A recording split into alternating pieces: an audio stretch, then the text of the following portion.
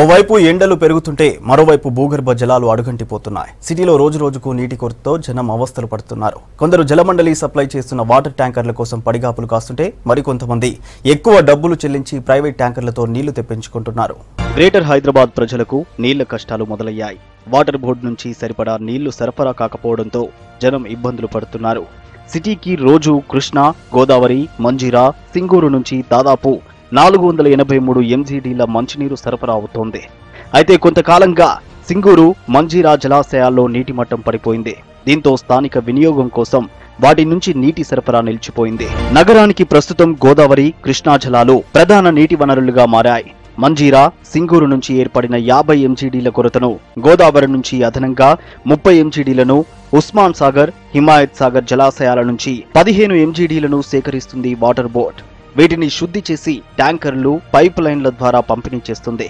అయితే జలమండలి సరఫరా చేస్తున్న నీళ్లు సరిపోకపోవడంతో ప్రైవేటు ట్యాంకర్లపై ఆధారపడుతున్నారు జనం. ఉస్మాన్ సాగర్ నుంచి ఒక 82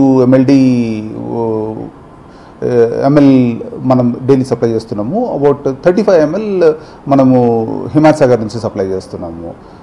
అదే కృష్ణా నుంచి చూస్తే అబౌట్ 1250 ఎంఎల్ మనం సప్లై చేస్తూ ఉన్నాము. గోదావరి నుంచి అబౌట్ 750 ఎంఎల్ సప్లై చేస్తూ ఉన్నాము.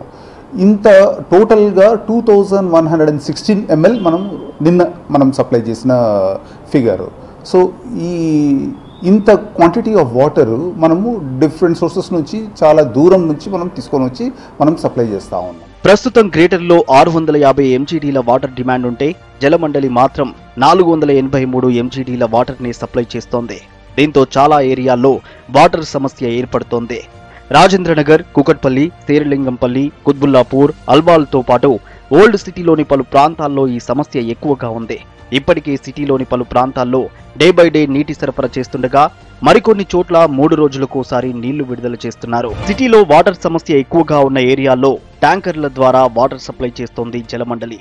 అయితే ప్రస్తుతం పెయిడ్, ఉచిత ట్యాంకర్లన్నీ కలిపి 1100 వరకు ఉన్నాయి.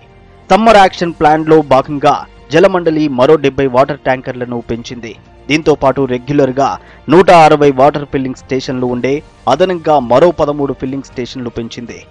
ఇన్ని ఏర్పాట్లు చేసినా అనుకున్నట్లుగా నీళ్లు సప్లై మాత్రం కావడం లేదు. చాలా ఏరియాల్లో వాటర్ ట్యాంక్ బుక్ చేసుకుంటే 2-3 రోజులు ఆగాల్సి వస్తోంది. అయితే ఈ సమస్య మాత్రం కొన్ని ఏరియాల్లోనే ఉందంటున్నారు అధికారులు. యూజువల్గా మన ప్రొసీజర్ ఏంటి అంటే మనకి కస్టమర్ ఉన్న వాళ్ళకి వెసులుబాటు ఉంటుంది. కస్టమర్ అంటే దాని ద్వారా బుకింగ్ చేసుకోవడానికి కస్టమర్ అకౌంట్ నెంబర్ అని ఉంటుంది. ఆ అకౌంట్కి మన ఫోన్ నెంబర్ ట్యాగ్ ఆన్ అయి ఉంటే దాని ద్వారా మనం బుకింగ్ చేసుకోవడానికి వీలుంటుంది. అవి లేని పక్షంలో కూడా మనం జనరల్ ట్యాంకర్స్ కూడా మనం ఇస్తుంటాము. కొన్ని విఐపి లొకాలిటీస్కి, కొన్ని అంటే మేనేజర్ డిస్క్రిప్షన్లో కూడా ఉంటుంది. మేనేజర్ డిస్క్రిప్షన్లో కూడా కొన్ని ఏరియాస్కి మనకి వాటర్ సప్లై ఇవ్వలేని పరిస్థితి రావచ్చు. మనం ఏదైనా లోకల్ ప్రాబ్లం ద్వారా వాల్ చెడిపోయి ఉండొచ్చు, లేకపోతే ట్రాన్స్ఫార్మర్ ఏదైనా ప్రాబ్లం వచ్చి ఉండొచ్చు, లేకపోతే మోటార్ ఏదైనా ప్రాబ్లం వచ్చి ఉండొచ్చు. లోకల్ ప్రాబ్లం ద్వారా మనకి అటువంటి ఏదైనా సిచ్యువేషన్ అరైజ్ అయినప్పుడు ఆ సిచ్యువేషన్కి వాళ్ళు ప్రత్యామ్నాయంగా మనం ట్యాంకర్లని అందుబాటులోకి తీసుకొని వస్తారు. వాటర్ సమస్య తీవ్రంగా ఉంటే దీన్ని క్యాష్ చేసుకునే పనిలో పడ్డారు ప్రైవేట్ ట్యాంకర్ యజమానులు. 5000 లీటర్ల వాటర్ ట్యాంకర్కు జలమండలి 500 వసూలు చేస్తే ప్రైవేటు ట్యాంకర్లు 1000 నుండి 1500 రూపాయలు వసూలు చేస్తున్నారు. కమర్షియల్ కేటగిరీలో 10,000 లీటర్ల ట్యాంకర్కు 2500 వరకు వసూలు చేస్తున్నారు.